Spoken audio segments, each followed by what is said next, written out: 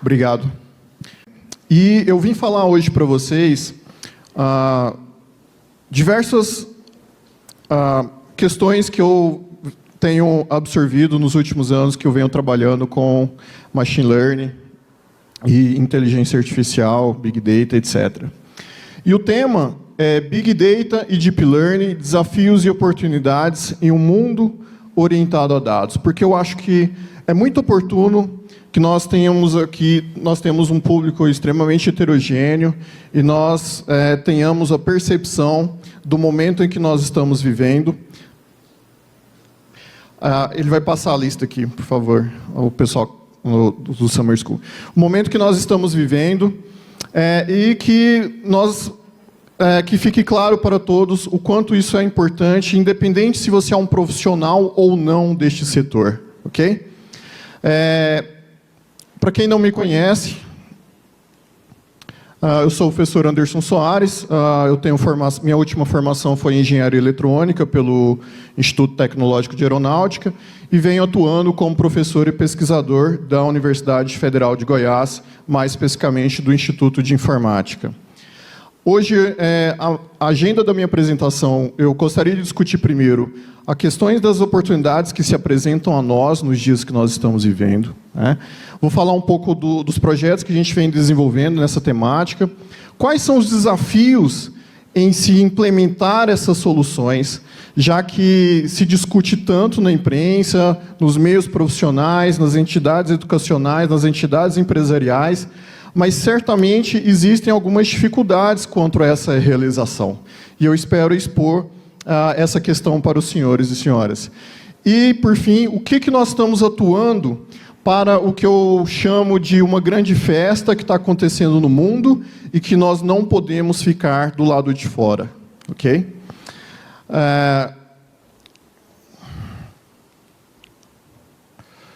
Ok. Vamos começar falando de onde vêm essas oportunidades. Olha, é bem fácil a gente ilustrar essa situação. Eu, professor Anderson Soares, sou um ser completamente digital. Eu brinco que, certa vez eu morava numa república, quando eu fazia doutorado, e eu cheguei em casa e nós tínhamos esquecido de pagar uma conta, né? E aí o meu colega, que morava comigo naquela residência, disse: cortaram o nosso serviço. Aí eu falei: a internet não. Não, cortaram a água. Aí eu disse: tudo bem. Porque esse é o Anderson, né? Sinto que os dispositivos eletrônicos, o meu smartphone, o meu notebook, a minha internet móvel, faz parte de mim, faz parte do meu cotidiano. E certamente faz parte de muitos dos hábitos que a maioria de vocês tem. Agora, isso é uma realidade predominante? Sim, para todos, talvez. E o que acontece é que até meados de mais ou menos ali os anos 2000, a organização de dados, armazenamento, geração de valor, era privilégio de pouquíssimas organizações. Alguém discorda disso? E por quê? Ora, o Anderson, que é um ser digital, ele é filho do Senhor Divino.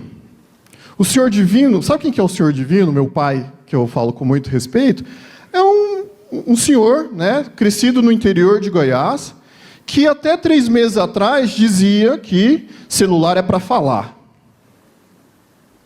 Alguém discorda dele?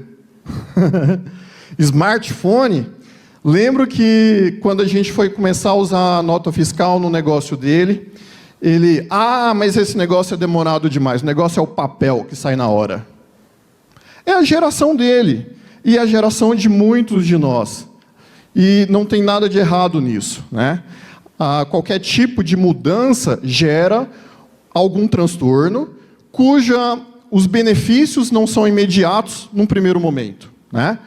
Então, só que nós estamos vivendo tempos em que nós temos a popularização dos dispositivos eletrônicos e de um processo de digitalização dos negócios, dos processos e das próprias empresas.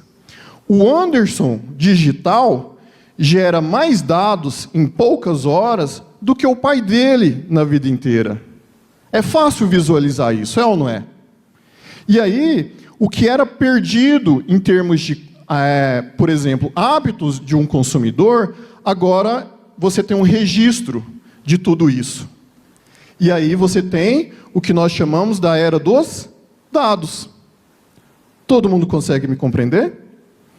Então, certamente, nós estamos vivendo o que eu ilustro aqui, né? Uma fita cassete falando para o iPad no meu tempo, né? Porque nós estamos vivendo uma transformação digital. Quer nós gostemos dela ou não, né? E isso é um fato que não pode ser desconsiderado. E aí é que entra o tal que diversas pessoas já ouviram falar certamente da internet das coisas, né? O que é a internet das coisas? São os dispositivos eletrônicos com conectividade, com captura de dados, que vem como um elemento impulsionador de todo esse processo, ok? E aí aparece um termo que certamente a maioria dos senhores já ouviu falar: Big Data. Mas o que é isso? Bom, primeiro fato é que, na minha constatação, né, é algo realmente grande. O Big não se trata de uma ação de marketing, não, muito pelo contrário, e que não tem volta, porque as pessoas estão cada vez mais digitais, as organizações estão cada vez mais digitais, e gerando a cada vez mais dados sobre diferentes processos, sobre diferentes hábitos, e isso só está aumentando. Afinal, eu achei que nunca ia ver o meu pai usar um smartphone. Certo? Gente, ele adorou, né? Descobriu, teve a resistência, né? E usa redes sociais. Eu falei, não acredito, pai.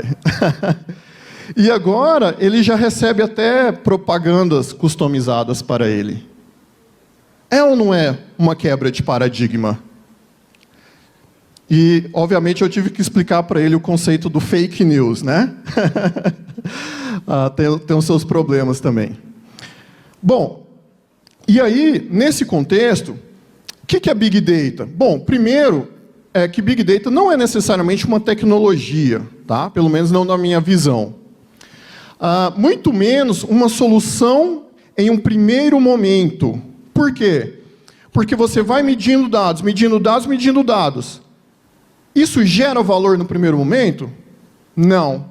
Você apenas está medindo coisas, ok? Na verdade, num primeiro momento, Big Data é um grande problema. Porque você gera lá, eu te digo, olha, de todas as rotas que eu passei hoje na cidade de Goiânia, está lá registrado no meu smartphone, né? Mas o que fazer com isso? Num primeiro momento, está lá. Em que isso gera valor de negócio? Num primeiro momento, nada. Ok? Na minha definição, Big Data é uma avalanche de dados não estruturados circulando pela rede, entupindo servidores e bases de dados. Sabe por quê? Porque vou dar um exemplo, diversas instituições, por exemplo, de supermercado, registravam lá itens que cada consumidor vai gerando. E certa vez, eu estava ministrando uma palestra em outro estado, e dei um exemplo sobre como a gente poderia gerar valor a partir de hábitos do consumidor que vai lá numa rede de supermercado. E no final da palestra, tinha alguém de uma rede exatamente, e dizia, eu falei para o pessoal que limpar o nosso banco de dados a cada um ano, jogar fora, não devíamos fazer isso. Bom, depende. Se você não for fazer nada, certamente aquilo vai começar a criar um entulho digital, porque você não está fazendo nada com aquilo. O desafio é sempre, o que eu posso gerar a partir daquelas informações que eu coleto? Uma oferta personalizada para o Anderson. Já tem uma grande rede varejista no Brasil que já faz isso. Eu recebo frequentemente ofertas, porque tenho filhas que adoram um certo tipo de produto de um Danone matinal, e é impressionante a assertividade em que as ofertas são me colocadas. Do ponto assim, mas será que eu estou precisando mesmo? E tá, geralmente tá. O que é a grande questão? Outro conceito importante é, o que é Deep Learning? Por que nós estamos fazendo uma escola de verão de Deep Learning? Esse é o ponto.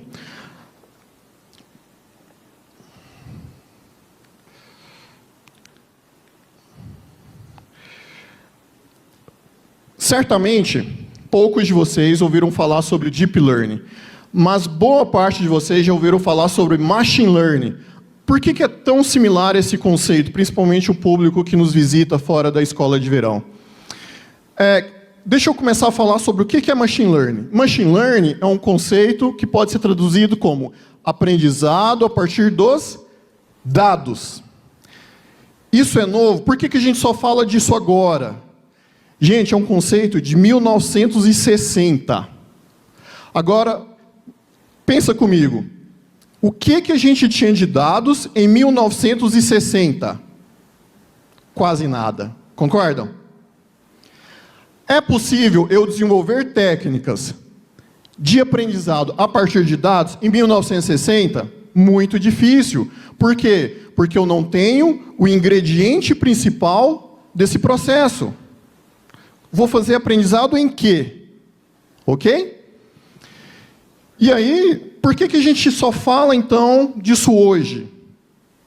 Eu acho que ficou claro o processo que nós estamos passando sobre a digitalização das pessoas, dos processos. Nós temos o quê? Dados, nós temos muitos dados, nós temos Big Data. É como se antes esse monstrinho chamado Machine Learning vivesse no soro a conta-gotas e agora ele come um X-Bacon por hora. Ok? Nós temos agora o ingrediente principal para alimentar o aprendizado a partir de dados. Esse é o ponto. Certamente, outro elemento principal foi o avanço da capacidade de processamento. Não vou me ater a esse ponto, já que nós temos uma palestra específica sobre isso ainda hoje. Mas, rapidamente, principalmente o advento das GPUs, são equipamentos extremamente poderosos, capazes de realizar processamento massivo de dados em grandes datasets, em problemas extremamente difíceis, e certamente isso impulsionou a era que nós estamos vivendo. E outro elemento é o Deep Learning. O que é o Deep Learning nesse processo?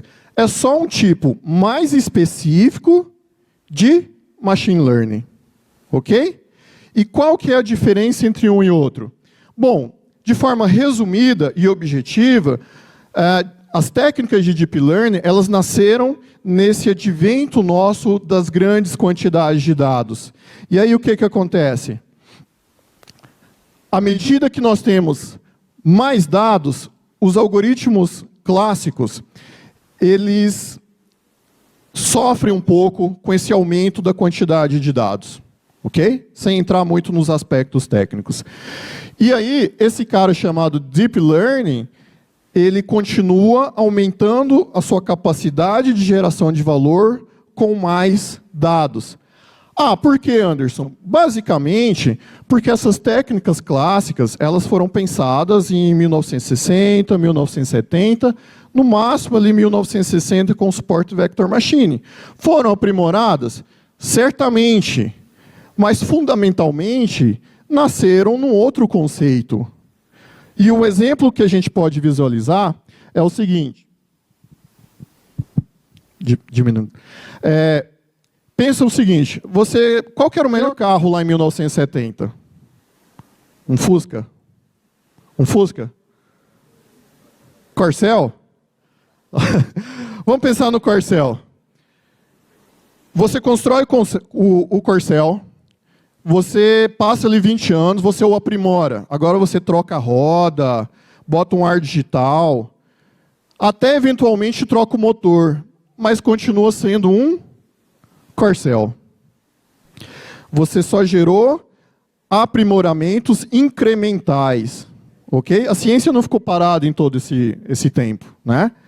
Mas vem agora todo um projeto, um conceito que já nasce num conceito mais moderno, que é o de Big Data, que é o caso do Deep Learning. Ok? E aí, para vocês terem uma ideia, esse ano a Gartner, que é uma das principais consultorias do mundo, lançou um relatório especial sobre inteligência artificial. E essa percepção da importância de Deep Learning não é só nossa, né? Olha o que disse o pessoal nesse relatório. Deep Learning deu grandes avanços tecnológicos recentemente, apresentando-se como o principal motor para a nova era da inteligência artificial. E é por isso que nós estamos aqui realizando uma escola de verão, porque nós não podemos ficar de fora dessa festa. Nós não fomos convidados inicialmente, por culpa nossa talvez, mas nós queremos participar. E aí, a maioria das pessoas, quando eu falo de inteligência artificial, a primeira coisa que vem à mente é: nossa, mas isso é coisa do Google. Isso é coisa do Facebook, IBM Watson.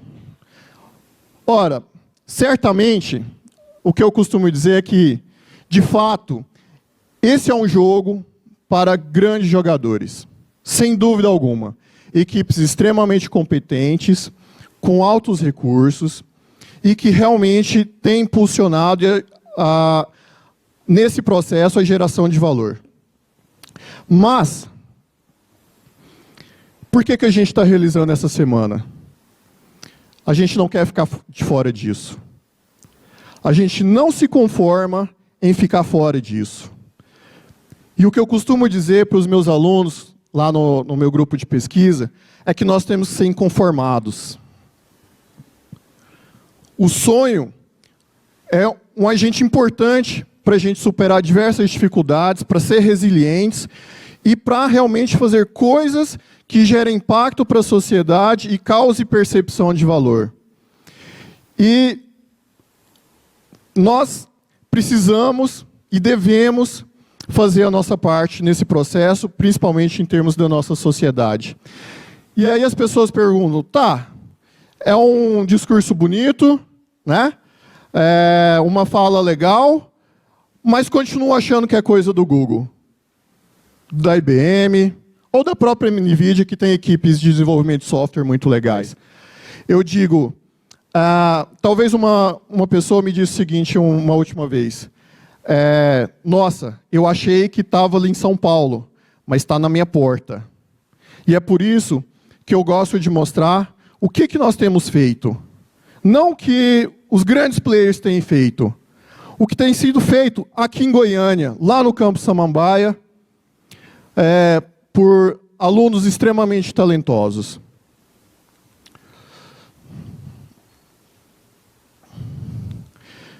E aí, a gente tem que falar um pouco como esses cases se situam. Eu gosto de chamar isso de níveis de maturidade de soluções de inteligência artificial ou de uso de dados dentro das empresas. Certamente, diversas empresas, organizações, devem ter um nível da percepção do negócio. O que é o nível da percepção? O que está acontecendo? Certamente um gestor gosta de saber o que está acontecendo. Você não mede coisas para saber o que está acontecendo? Sim.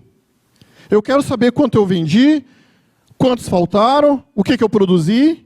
Isso é o nível, o que está acontecendo. Nível básico de você dentro de um negócio. Ok? E aí, nós podemos avançar um pouco para o nível da notificação. Dentro de tudo que eu estou medindo, o que é necessário saber? Se eu tirar um relatório de todas as vendas de um determinado negócio, eu vou ler item por item? Não. Eu preciso saber e me perguntar, o que é necessário saber dentro de tudo que eu estou medindo? Conseguem perceber? E esse nível é o que a gente chama de BI. Uma ferramenta relativamente presente na nossa realidade. Não é isso que ele faz? Um sintetizador, uma espécie de um sumarizador de informações? É isso, de forma leiga, né, que se faz nesse estágio. Mas, com o advento da inteligência artificial, nós podemos pegar os dados, que é a nossa matéria-prima, a nossa mina não processada, e avançar nessas questões para níveis que possam gerar maior valor. O primeiro nível é o nível de sugestão. O que eu consigo recomendar a partir desses dados? Depois a gente pode subir para o nível da automação. Nós estamos passando com a inteligência artificial pela automação de trabalho intelectual, e é importante que a gente tenha ciência disso. Nós passamos por um processo na Revolução Industrial da automação de um trabalho mecânico, físico. E agora nós estamos sendo apresentados ao mundo de automação intelectual. E aí nós podemos continuar avançando para os níveis de predição e prevenção que certamente possuem alto valor agregado. Por quê? Notem que, até aqui, a notificação, o que é necessário saber? É como se a gente gerasse um retrato do passado. É ou não é? O que eu tive ontem? O que eu tive mês passado? O que eu tive no último ano? O que é necessário saber do último mês? Não é isso que o BI entrega? Ok? Mas agora, observem o poder do conceito que nós estamos colocando. Eu estou dando uma predição a partir daqueles dados, que é como se fosse um retrato do futuro.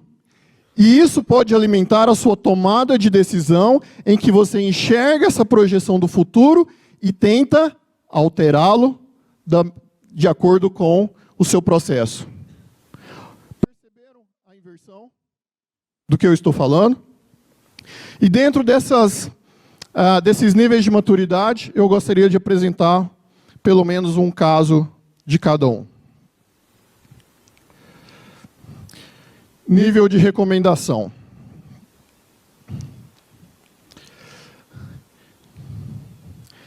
Eu sou professor. Me orgulho muito disso. Chego numa sala de aula com 40 pessoas. Ok? Todas elas têm o mesmo processo de aprendizagem? Não, nunca.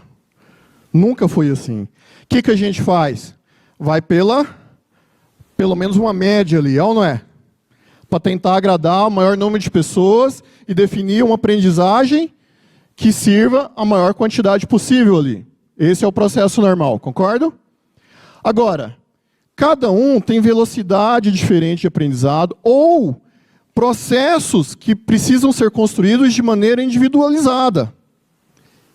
Agora, só que não é factível a gente fazer isso. Colocar um professor por aluno não existe, né? Esse aqui é o Mr. Turing, desenvolvido em parceria com a DataH, Universidade Federal de Goiás com a DataH, em que, para uma mesma lição, ferramentas diferentes são utilizadas. Ou até mesmo lições diferentes são utilizadas, por exemplo, para o ensino de língua inglesa.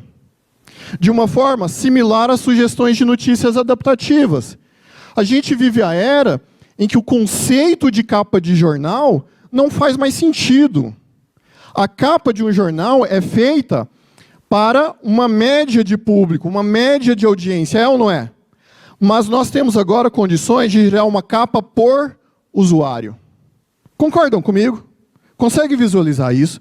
De todas as notícias dentro de uma edição, será que não tem ali pelo menos 2 ou 3 que te interessem? Certamente há. Eventualmente isso não chega até você.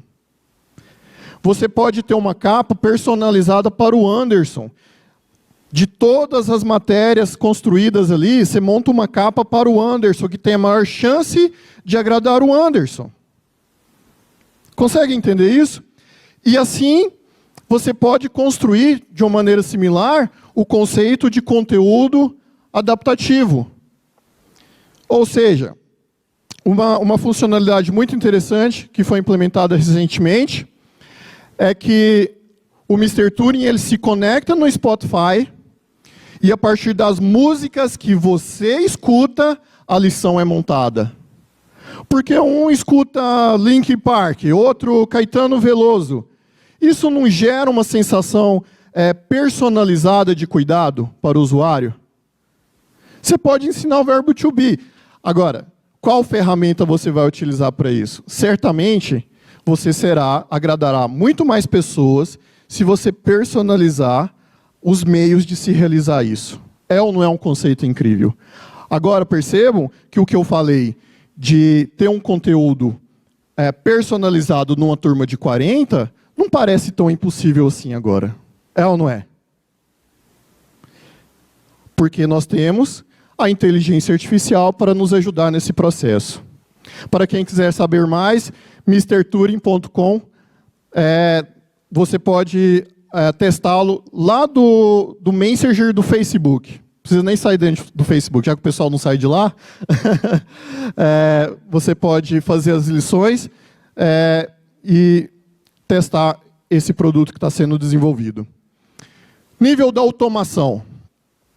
Nós vivemos tempos em que a segurança tem sido amplamente discutida, ok? Todos nós temos sofrido com esse flagelo que nos atenta, e nós tivemos uma experiência bem marcante recentemente. Eu conheci um papiloscopista da Polícia Civil, em que ele me perguntou: Anderson, eu queria fazer alguma coisa de inteligência artificial. E eu perguntei para ele: onde você trabalha? Na Polícia Civil. Assim, nossa, é um parque de diversão.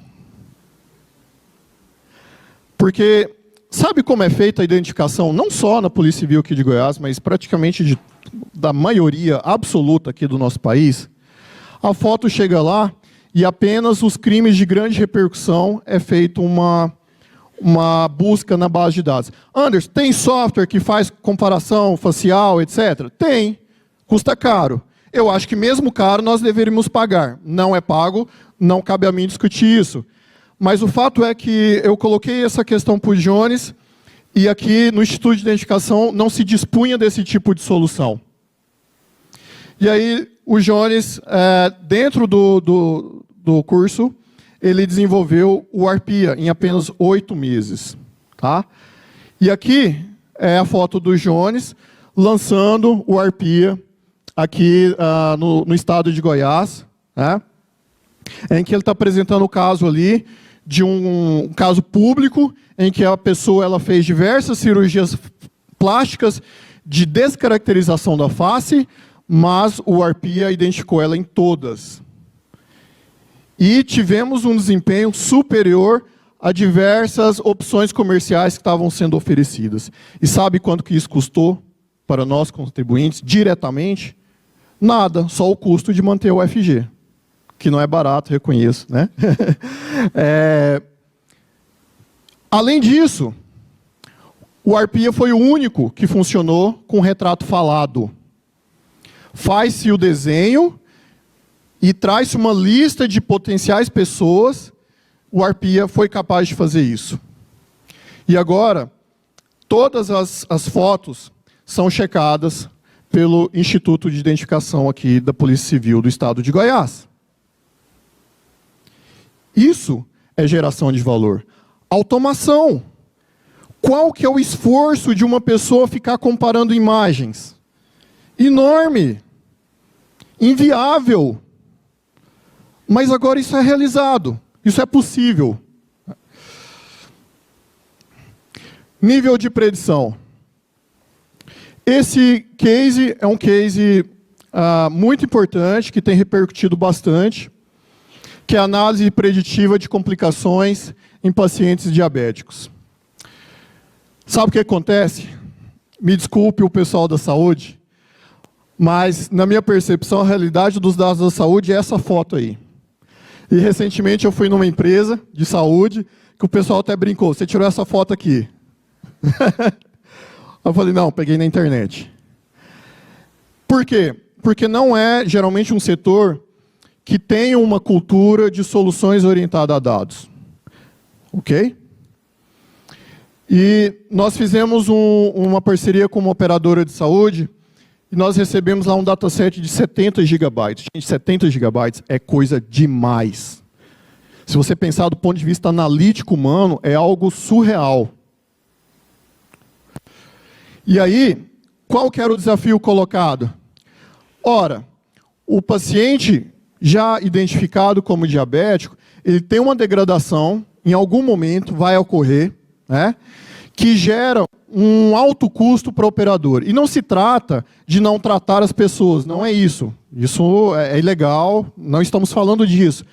Mas a questão é, você tem ali, de repente, como administrador, 10 milhões de reais em caixa. Vou construir um prédio aqui, vou reformar o prédio aqui da minha empresa.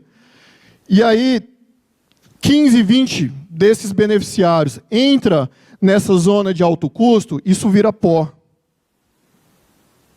E aí, na época, eu até pensei, mas como é que cuido de uma empresa assim, tão imprevisível? E a resposta foi, apagando o incêndio por vez. Você não tem previsibilidade.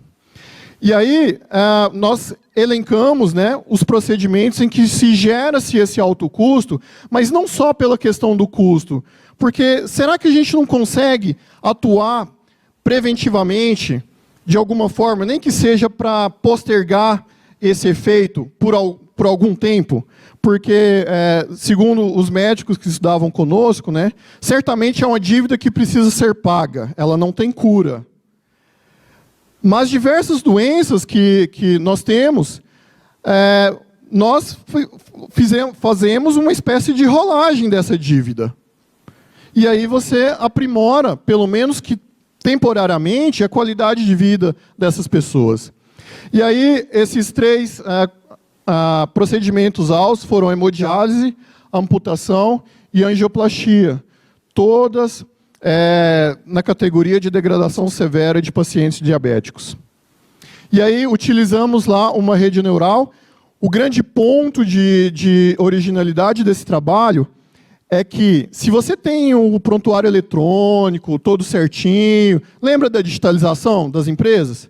Se você tem o prontuário eletrônico, facilita muito, já tem diversos trabalhos divulgados na literatura, mostrando como fazer coisas como essa. Mas o grande desafio, nesse caso, é que, mal e mal, nós tínhamos as informações financeiras. Mal e mal. O prontuário eletrônico é quase uma lenda no Brasil. E em boa parte do mundo. E aí, a única coisa que a operadora tinha sobre o processo dela era quem ela pagou. E para quem. Isso tornou o problema extremamente difícil. Por quê? O beneficiário vai lá, faz diversos procedimentos, em que certamente, se um médico olhar o conjunto da obra, ele vai dizer, olha, a radiografia de tornozelo, um Doppler em pronto-socorro, eletrocardiograma em pronto-socorro, essa pessoa está muito ruim. Só que o que acontece na prática? Um profissional da saúde dificilmente olha todo um histórico de tudo que a pessoa fez. É ou não é? A operadora, menos ainda. Você tem múltiplos caminhos em que esse fato acontece. Não é possível fazê-lo manualmente, ou pelo menos não em larga escala. E foi isso que o processo da rede neural aprendizado foi realizado em cima desse dataset, para aprender esses múltiplos caminhos e dizer, essa pessoa, esse beneficiário, tem uma alta chance de passar por uma angioplastia nos próximos 6 meses. Essa foi a solução. Usando somente essas contas médicas, somente essas informações financeiras, sem invadir a privacidade do paciente, saber qual foi o resultado do exame, sem saber que medicamento ele compra, certamente essas informações agregariam valor. Mas nós não temos essa realidade. Esse foi o desafio colocado. E nós geramos o resultado, e é um projeto extremamente especial dentro do nosso grupo. Outros projetos. E percebam que dentro desse case, é exatamente aquela situação que eu falei para vocês. Você tem um retrato do futuro, e agora você tenta alterá-lo. Você não trabalha mais apenas olhando o passado dos dados, do seu processo, do seu negócio.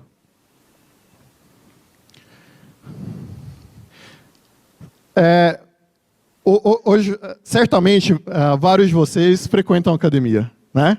Qual que é o problema de academia? No início do ano, A gente exagerou um pouquinho no Natal. É ou não é? Ou só eu que faço isso? E certamente o início do ano é um período em que as pessoas estão mais motivadas, né, a fazer esse tipo de atividade. Mas logo vem aquela preguicinha, né? É um setor com alta rotatividade e com alto índice de esforço de ensino. Porque geralmente você tem o quê? 40, 50 alunos por um monitor. É ou não é? E aí, e se a gente pudesse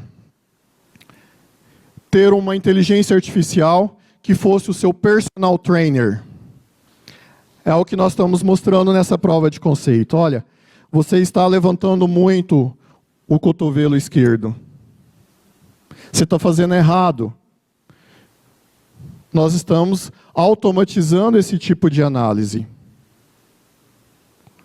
Ok? Para quem quiser, depois tem um vídeo online para assistir. Certamente, existem vários outros projetos que nós desenvolvemos. Eu estou mostrando aqui só uma parte do ponto para mostrar o quanto essas coisas são realidade, o quanto está na nossa porta e o quanto isso pode gerar competitividade para diferentes setores. Agora, certamente, por que nós não temos já um negócio massificado na prateleira para que eu possa lá e atender aos interesses de uma determinada organização? Certamente nós temos desafios e desafios consideráveis para tornar isso de maior uso, de uma forma massificada, acessível e por aí vai. Nós temos desafios quanto a isso.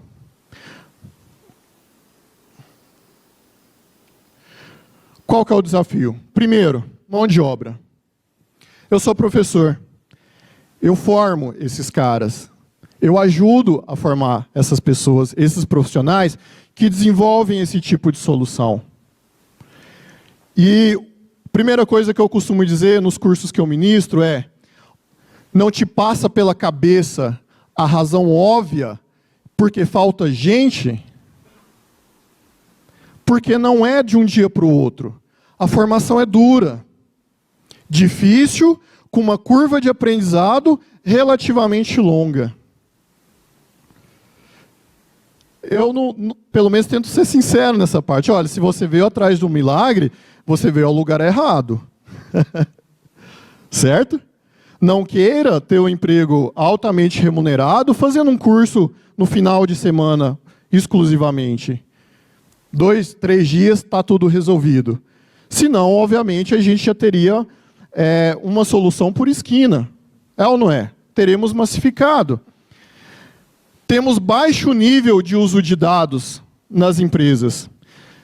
O case da predição de diabéticos é um exemplo muito bom disso.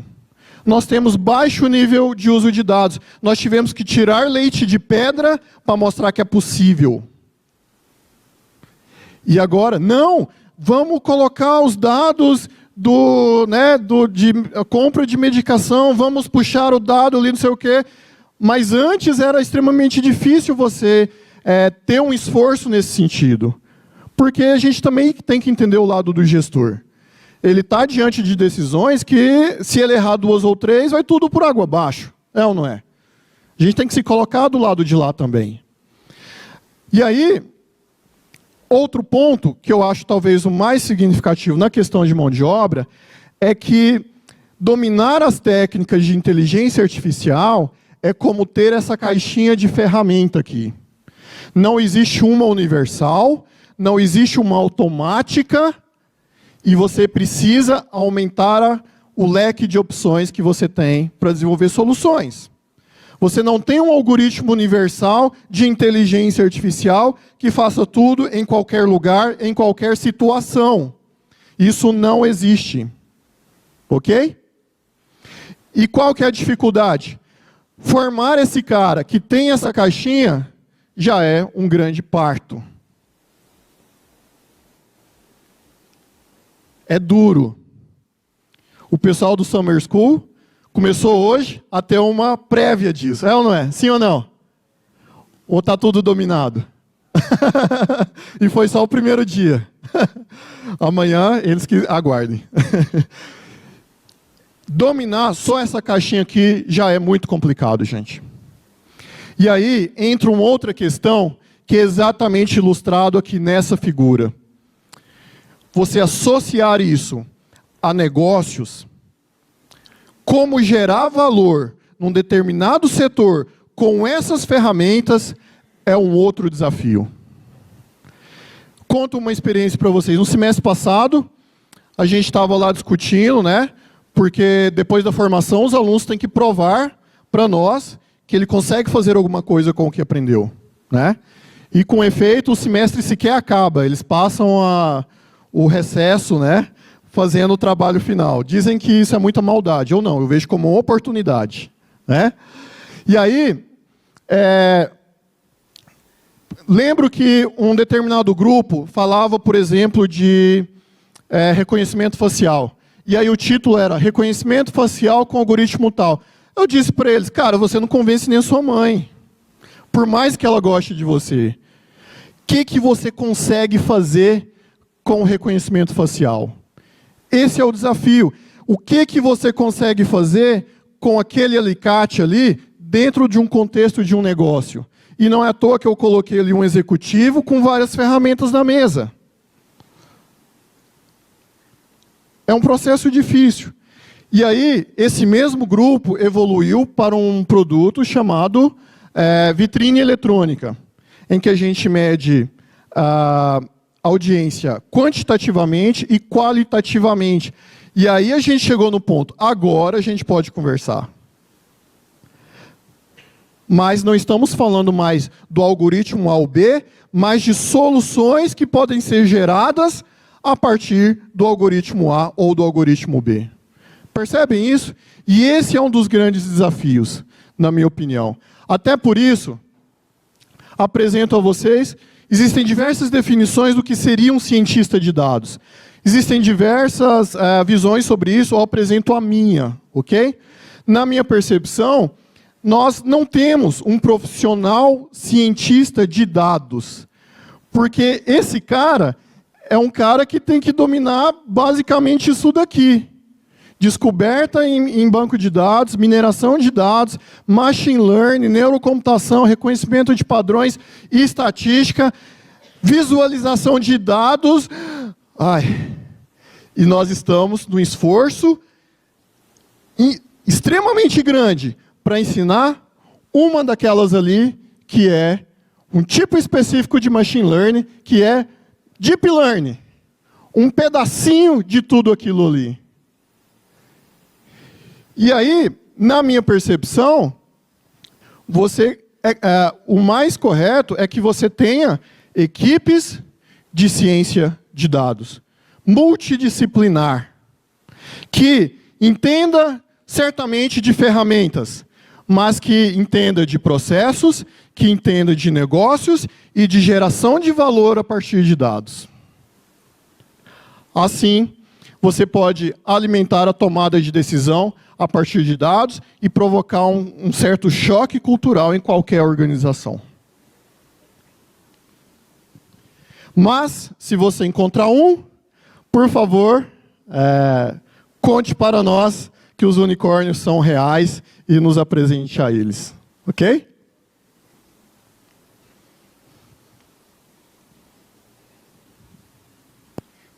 E diante dessas dificuldades, quais têm sido as nossas ações para contribuir para o nosso ecossistema, para a nossa sociedade, para que, de novo, nós não possamos, não seja permitido para nós ficar fora de tudo isso que está acontecendo. Nós atuamos basicamente com 3 pilares, com algumas variações, por meio de formação. É o objeto dessa escola de verão dessa semana.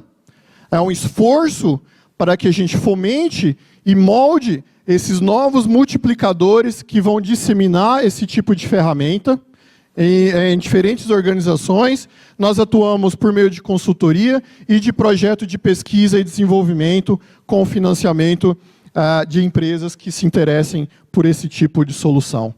E aí, Nós atuamos dentro desses 3 pilares, dentro do grupo Deep Learning Brasil, que é uma comunidade fundada inicialmente na UFG, mas que nós estamos expandindo isso, criando esse ecossistema. Possivelmente, não dá para a gente ter certeza, né?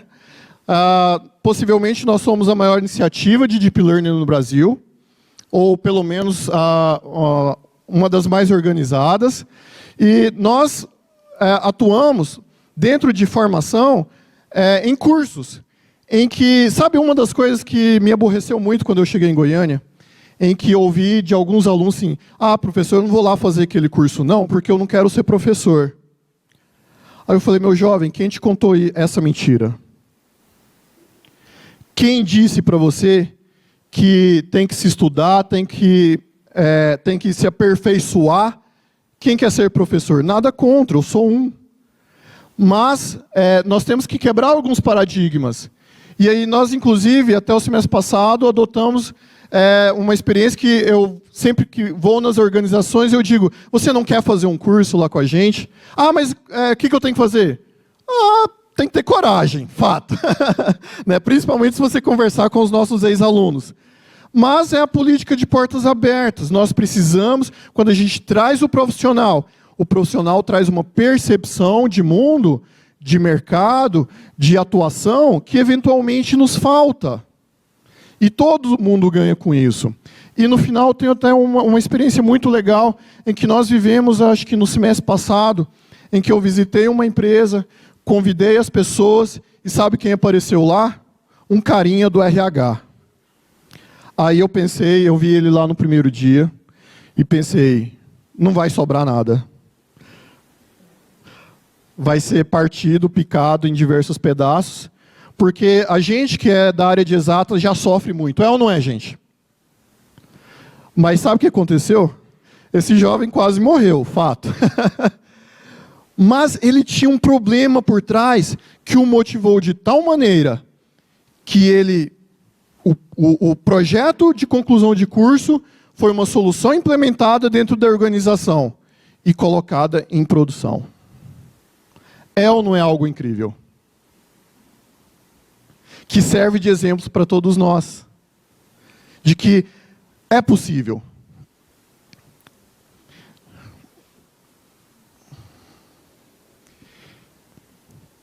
Esses cursos nós oferecemos dentro de um programa stricto sensu, que é mestrado e doutorado.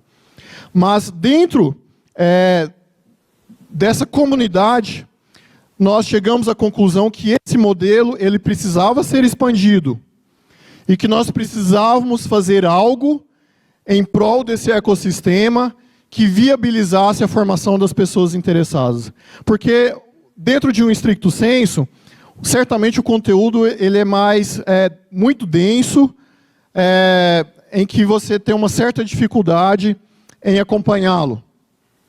E aí, basicamente, as pessoas que trabalhavam com a gente em alguns projetos e alguns alunos e ex-alunos que eu tinha, nós formatamos o que a gente pensa sobre o novo perfil do profissional de TI dentro desse contexto. Foi assim que nasceu a ideia. Não saiu uma coisa do tipo, vamos montar um curso para ganhar dinheiro. Não foi essa o propósito. Foi uma insatisfação da gente não conseguir apoiar todas as pessoas que nós desejávamos e, assim, promover a formação desse ecossistema. E aí nós desenvolvemos uma visão moderna do que a gente acha que é esse novo profissional dentro dessa nova realidade. E nós começamos com o propósito de falar de internet das coisas. Como que eu uso sensores, dispositivos eletrônicos para capturar dados. Como que eu faço aquisição de dados em redes sociais. Nós não estamos falando de soluções orientadas a dados, então nós precisamos saber, primeira coisa, de onde esses caras vêm e como obtê-los, como se fossem os ingredientes da nossa sopa. E aí, depois que a gente discute isso, nós falamos de Big Data. Por quê? Banco de dados relacional satura muito fácil dentro desse universo. Nós precisamos falar não somente dos bancos de dados relacionais, mas das ferramentas delineadas para esse propósito dos grandes volumes de dados. E aí nós precisamos falar das plataformas de Big Data. Spark, Cassandra, Hadoop, visões muito mais modernas de como gerenciar dados. Senão, rapidamente você terá problemas em gerenciar a quantidade massivas que você pode adquirir sobre dados. E aí depois, eu costumo dizer que o Big Data é como se fosse o nosso liquidificador. Peguemos os dados, colocamos no liquidificador, essas plataformas vão bater esses ingredientes e vai formar uma sopa. E aí depois vem o Machine Learning para dizer, olha, essa sopa está salgada. Olha, a partir desses dados eu posso fazer uma predição assim. Eu posso fazer uma automação assado. Isso tudo a partir de dados. São soluções orientadas a dados. E colocamos também o Deep Learning dentro do curso de especialização. Primeira especialização do país que tem Deep Learning. E não é porque as outras são ruins, é porque não tem profissional, gente. Pelo simples fato de que não tem gente. Por quê? Porque Deep Learning vai atuar muito bem nos grandes volumes de dados. E mais do que isso, nós delineamos, o professor Júlio, que é o coordenador, esse senhor simpático que está aqui na foto, né, nos honra. Nós demos um propósito de que, olha, gente, a educação não deveria, não precisa ser um agente impulsionador do empreendedorismo? E por que a gente não faz isso? Certamente existem dificuldades, mas nós vamos fazer com que isso seja realidade dentro dessa proposta. E aí, entre os módulos, mentorias de startup, em que a conclusão é um MVP, né, um nome chique que inventaram para prototipação, validação, né, em que você precisa provar que você consegue desenvolver uma solução com todas essas ferramentas que foram colocadas. E isso sempre instigado a pensar em soluções sempre durante o curso.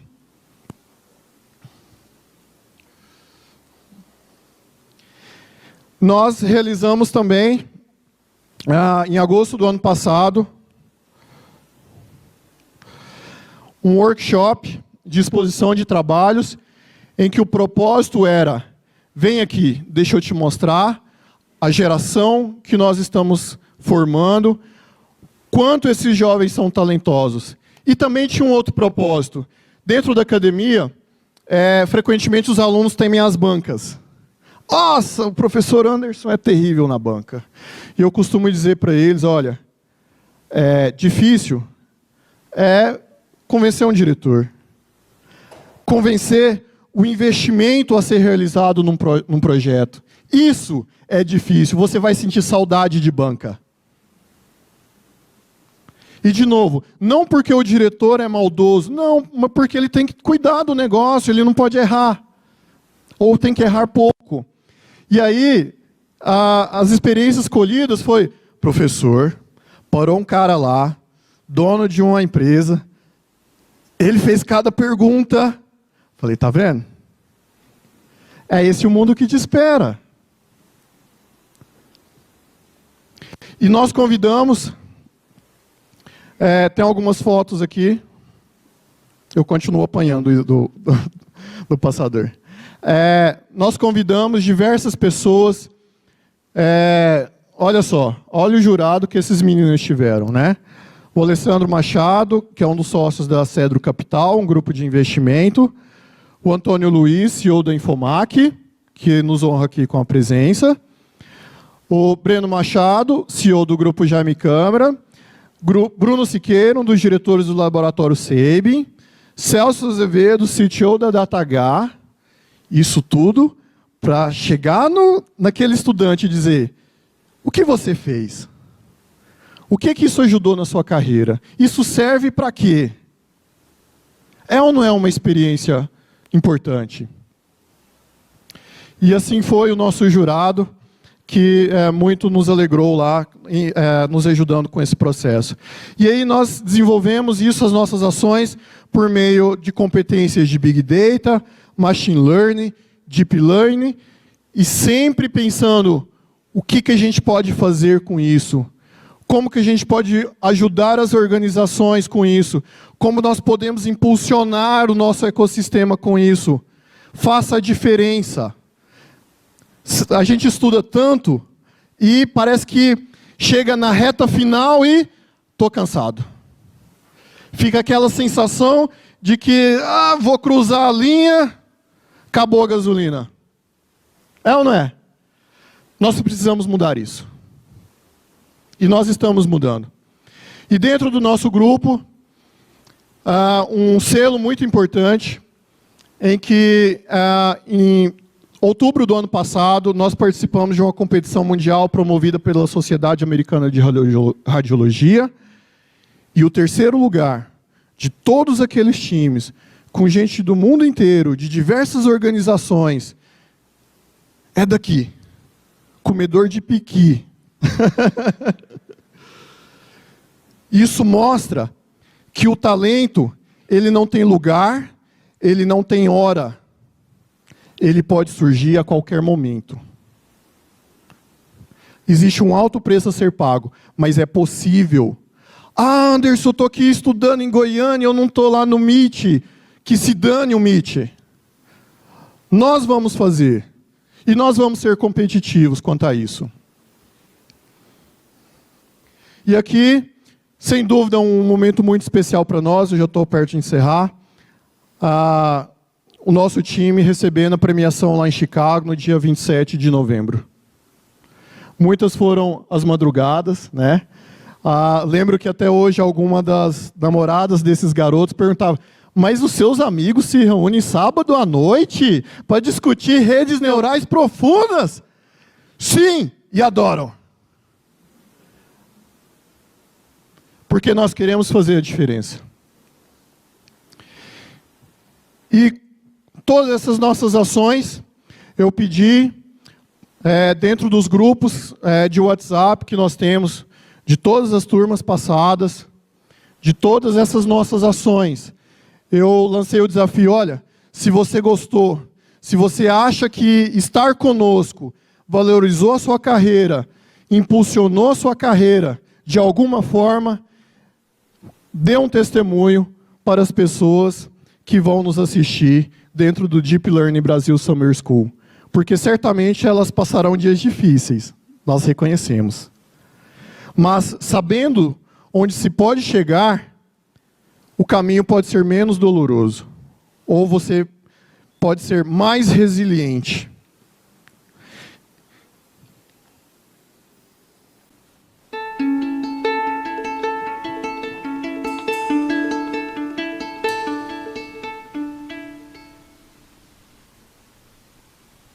Olá, meu nome é Rafael Teixeira e eu fui aluno especial da disciplina de Deep Learning no INF no ano de 2017 e posso dizer que foi uma experiência extremamente gratificante poder participar da discussão com professores e alunos, os colegas do curso, e desenvolver trabalhos extremamente relevantes, inclusive o trabalho que eu tive a oportunidade de desenvolver, que foi em parceria com uma empresa, foi um trabalho com uma aplicação real, que teve um impacto e que atualmente é o trabalho com o qual eu venho trabalhando, porque gerou ali, consequência da disciplina foi um contrato com empresas para continuar desenvolvendo esse trabalho e continuar investindo tempo nisso.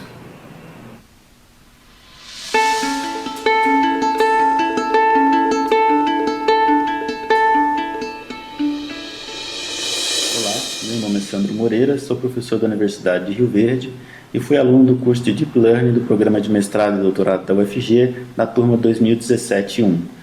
Com os conhecimentos que obtive durante essa disciplina, eu desenvolvi um projeto denominado Deep Cardio, que utiliza uma rede neural para identificar problemas do coração através de gravações de batimentos cardíacos.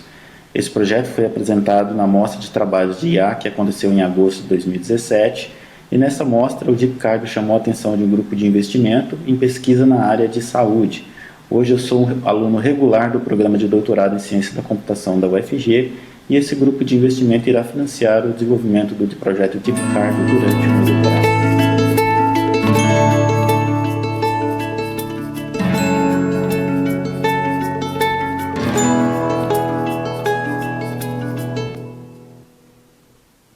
Fala pessoal, meu nome é João Paulo Oliveira, sou pós-graduando da FASAN do curso de Big Data e Machine Learning e gostaria de dizer que desde que eu comecei a fazer esse curso minha vida mudou completamente.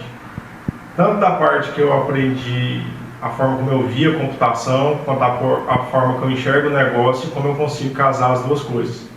Então, assim, hoje eu posso dizer que eu estou muito mais apto a buscar conhecimento e entender as bases da computação e como ela pode resolver os problemas de negócio.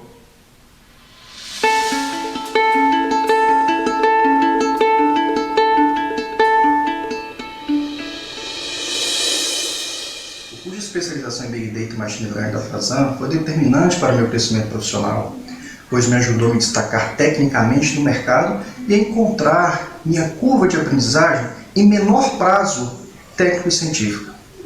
Além disso, a abordagem prática e o network ajudaram a construir uma visão mais clara como empreendedor, graças ao foco do curso na criação de um MVP.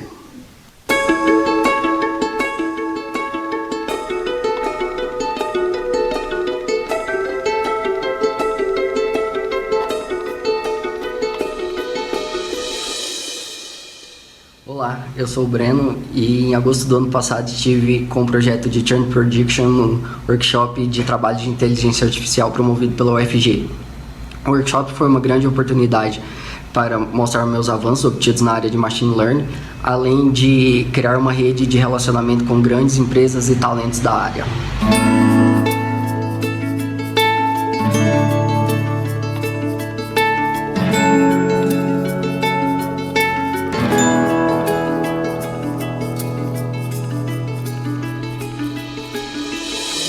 De inteligência artificial das turmas de Machine Learning e Deep Learning da UFG foi algo muito legal, que influenciou muito meus estudos e a minha própria iniciativa e vontade de aprender essas áreas, principalmente porque nesse workshop da UFG eu consegui perceber aplicações desses conhecimentos no mundo real, na indústria, no comércio.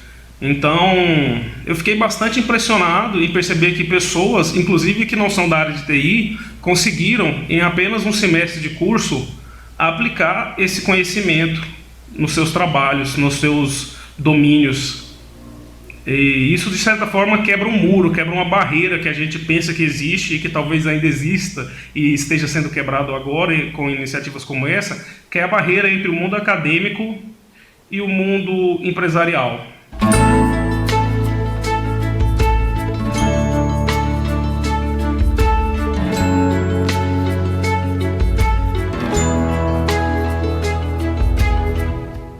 Olá pessoal, tudo bem? Gostaria de falar um pouco de algumas experiências, quem sabe também ser um incentivador para quem está começando na área. Então, ano passado eu fui convidado a participar da disciplina de Deep Learning, ministrada no programa de mestrado e doutorado da UFG, que, embora seja um ambiente acadêmico, na verdade a especialização na área ela trouxe oportunidades profissionais, que além de me colocar em contato com pessoas altamente qualificadas, me colocou em contato com empresas, com ideias e necessidades. Então, isso tudo, na verdade, convergiu para o nosso workshop de inteligência artificial, em que foram apresentados trabalhos magníficos em tão pouco tempo. E o resultado desse período pode ser resumido em abrimos uma empresa e alguns colegas, uma startup, a Sequant, com foco em prestação de serviço na área de Big Data e Machine Learning. Já realizamos alguns projetos com empresas como Samsung, Grupo Jaime Câmara, entre outras empresas, e também me incentivou a seguir com o doutorado nessa área, né? Então, assim, por fim, eu gostaria apenas de desejar uma ótima semana de aprendizado e a gente se encontra aí. Um abraço.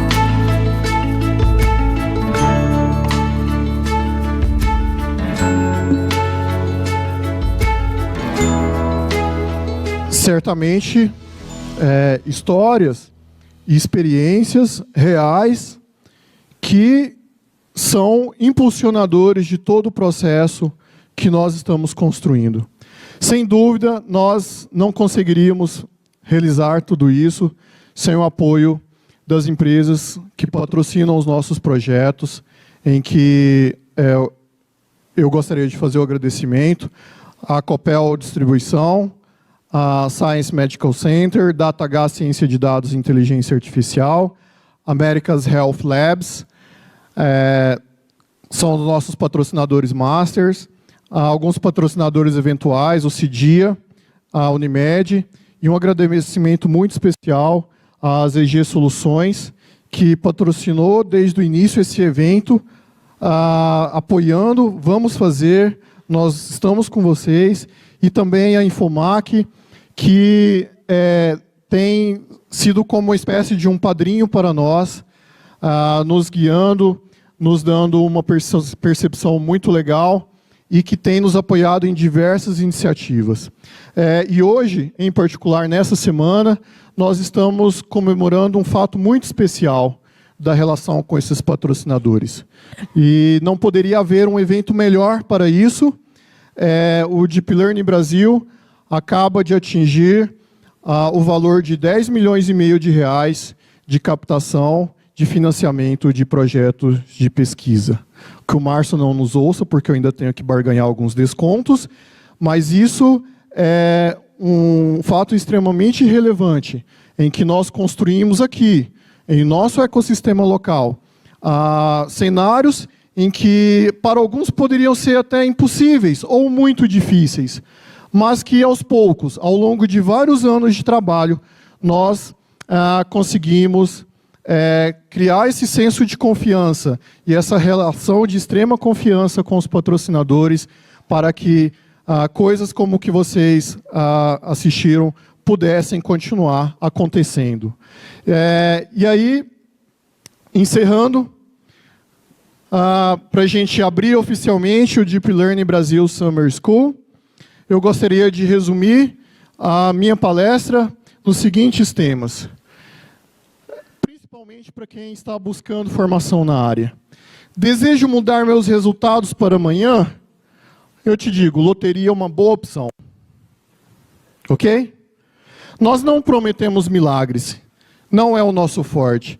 A única coisa que nós prometemos é uma equipe motivada, um trabalho árduo, a certeza de que o caminho é difícil, mas possível. E você tem sempre que se perguntar, o que eu sei fazer, quantos também conseguem efetivamente fazer?